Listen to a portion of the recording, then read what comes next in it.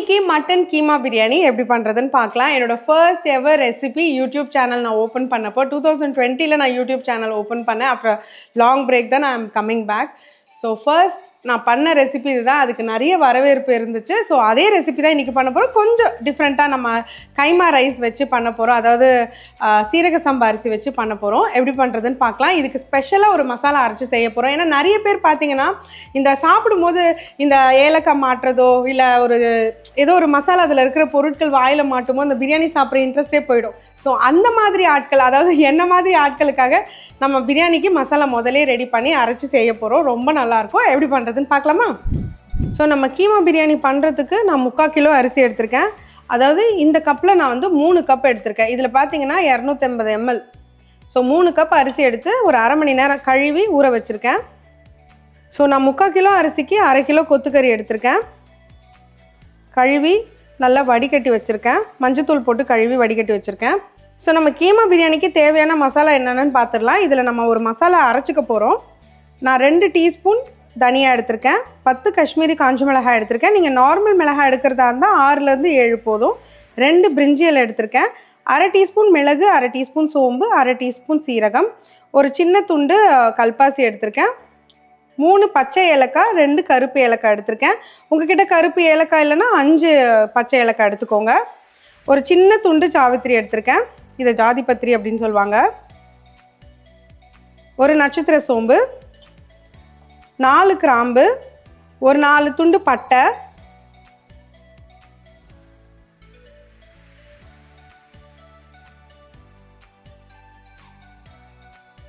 இதுக்கு நான் 2 பெரிய வெங்காயத்தை தூளாக கட் பண்ணி வச்சுருக்கேன். நீங்கள் நீட்டாக கூட அரிஞ்சிக்கலாம். பட் இது கீமா பிரியாணின்றதுனால நான் எல்லாமே தூளாக தான் கட் பண்ணி வச்சுருக்கேன். இது கூட 2 குட்டி தக்காளியை கட் பண்ணி வச்சுருக்கேன். 3 டேபிள் ஸ்பூன் இஞ்சி பூண்டு பேஸ்ட் வச்சுருக்கேன். 2 பச்சை மிளகாயை இந்த மாதிரி தூளாக கட் பண்ணி வச்சுருக்கேன். ஸோ இதுக்கு நான் ஒரு சின்ன கட்டு புதினாவை இந்த மாதிரி கட் பண்ணி வச்சுருக்கேன். அது கூட கொஞ்சம் கொத்தமல்லியும் வச்சுருக்கேன். 4 டேபிள் ஸ்பூன் கெட்டி தயிர், ஒரு 1/4 கப் நெய் வச்சுருக்கேன். இது கூட நம்ம ஒரு 1/2 கப்புக்கு எண்ணெய் யூஸ் பண்ணிக்க போகிறோம். இது 1/2 கப்புக்கு மேலே தான் இருக்குது. ஆனால் நம்ம ஒரு 1/2 கப் எவ்வளோ தேவையோ செய்யும் போது பார்த்து யூஸ் பண்ணிக்கலாம். இது கூட தேவையான உப்பு வச்சுருக்கேன். அவ்வளோதான். இப்போ பிரியாணி செய்யறதுக்கு ஸ்டார்ட் பண்ணிடலாம்.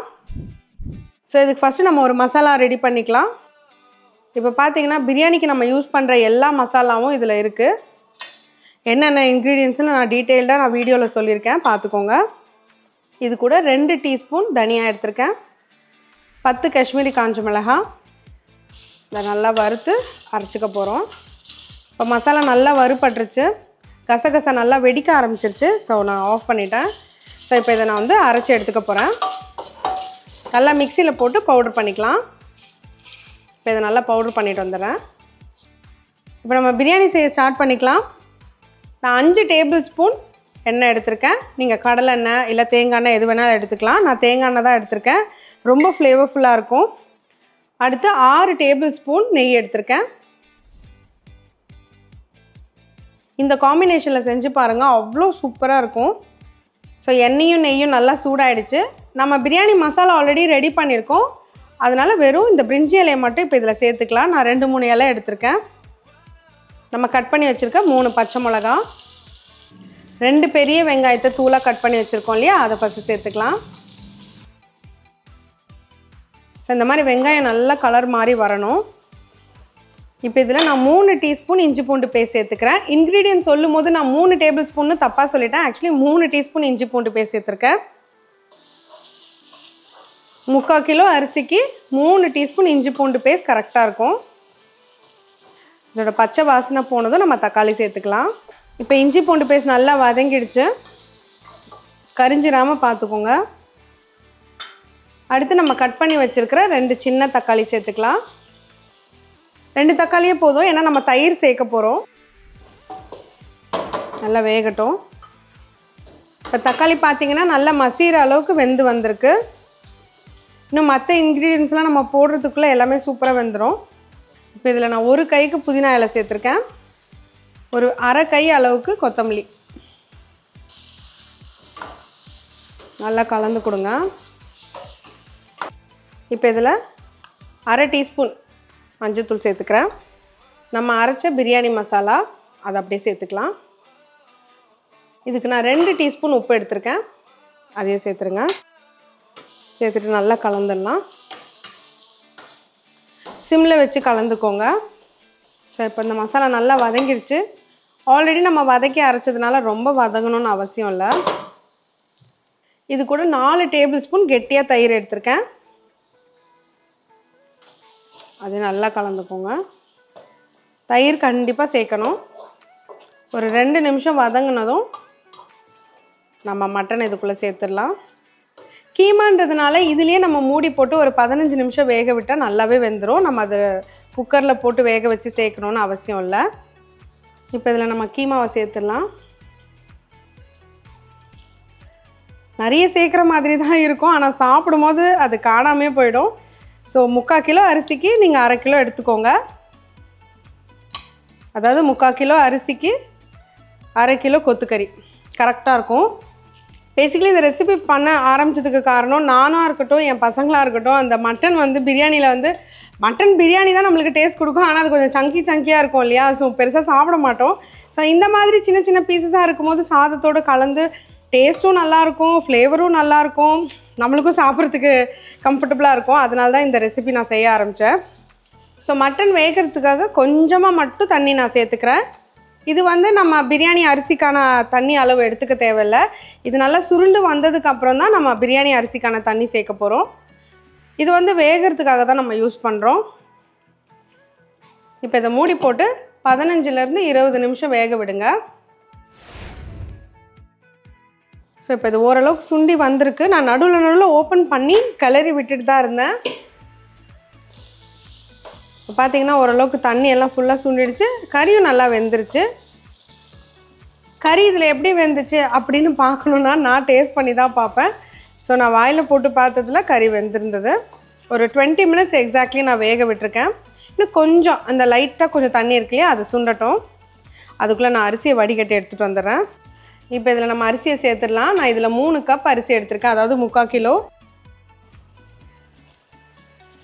1/2 மணி நேரம் ஊற வச்சு சேர்த்துருக்கேன். இந்த மசாலாவோடய இந்த அரிசியை மிக்ஸ் பண்ணி விடலாம்.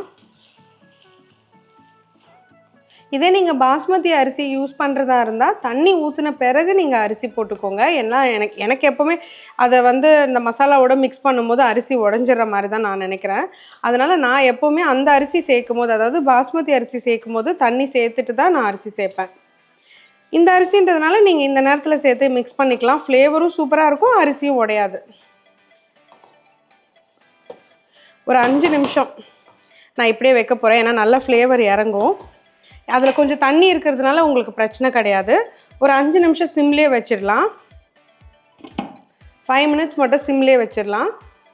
ஒரு 5 நிமிஷம் ஆயிடுச்சு. இப்போ நம்ம தண்ணி சேர்த்துடலாம். பயங்கர ஃப்ளேவர்ஃபுல்லாக இருக்குது. இப்போ இந்த அரிசிக்கு, அதாவது நம்ம கைமா ரைஸ் எடுத்திருக்கோம், அதாவது சீரக சம்பா அரிசி, அதுக்கு 1க்கு 1.25 தண்ணி கரெக்டாக இருக்கும். ஸோ நான் ஆல்ரெடி அளந்து வச்சுருக்கேன். 1க்கு 1.25 தண்ணி எடுத்துக்கோங்க. நீங்கள் பாஸ்மதி அரிசி எடுக்கிறதா இருந்தால் 1க்கு 1.5 எடுத்துக்கோங்க. இல்லை நான் எந்த அரிசியும் இல்லைங்க, வீட்டில் இருக்க அரிசி தான் எடுத்துக்க போகிறேன்னா 1க்கு 2 கப் தண்ணி எடுத்துக்கோங்க.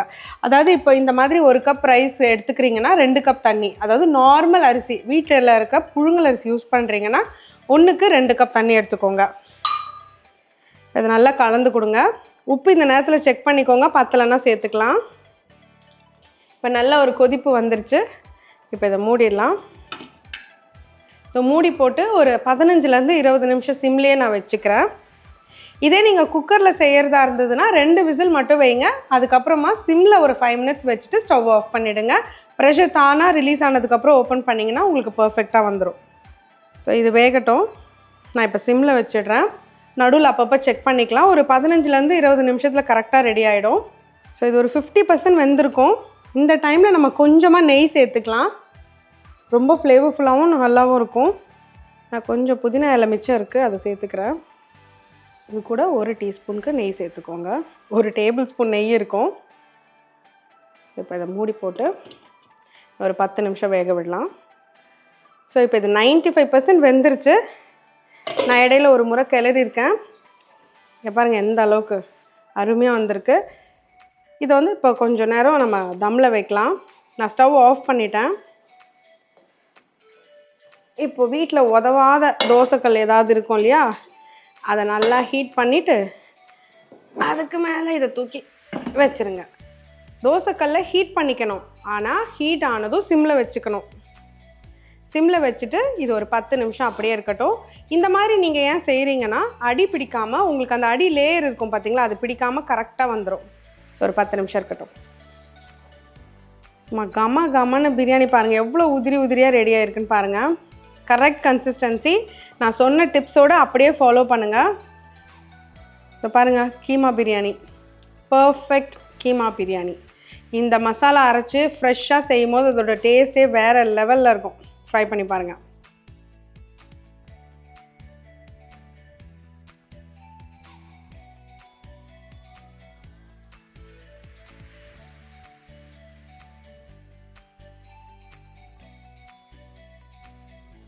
அது என்னவோ பிரியாணினா நம்மளுக்கு எப்போவுமே வாழை இலையில் சர்வ் பண்ணாதாங்க சாப்பிட்ட ஒரு ஃபீலே இருக்கும். அந்த வாழை இலையோட வாசனை இந்த சாதத்தோடு மிக்ஸ் ஆகும்போது இருக்குது பாருங்கள், அன்பிலீவபிள்.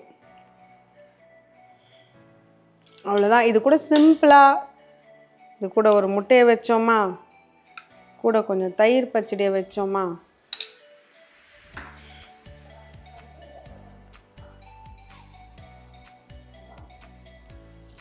ஸோ சூப்பராக நம்மளோட கீமா பிரியாணி ரெடி. ரொம்ப நாளாக உங்கள் வீட்டில் உங்கள் ஹஸ்பண்ட் உங்களுக்கு நகை வாங்கி கொடுக்கலையா? கண்டிப்பாக இந்த பிரியாணி மட்டும் செஞ்சு கொடுங்க. கண்டிப்பாக உங்களை கடைக்கு கூட்டிகிட்டு போய் ஏதாவது ஒரு நகை வாங்கி தருவாங்க. அந்த அளவுக்கு இது ரொம்பவே ருசியாக இருக்கும். ஸோ கண்டிப்பாக ட்ரை பண்ணுங்கள். ஆனால் மறக்காமல் ஸ்டவ்வோடு சமைக்கும் போது கொஞ்சம் லவ்வோடு சமைச்சிங்கன்னா சுமாராக இருக்கிற சமையல் கூட சூப்பராக இருக்கும். எப்படி?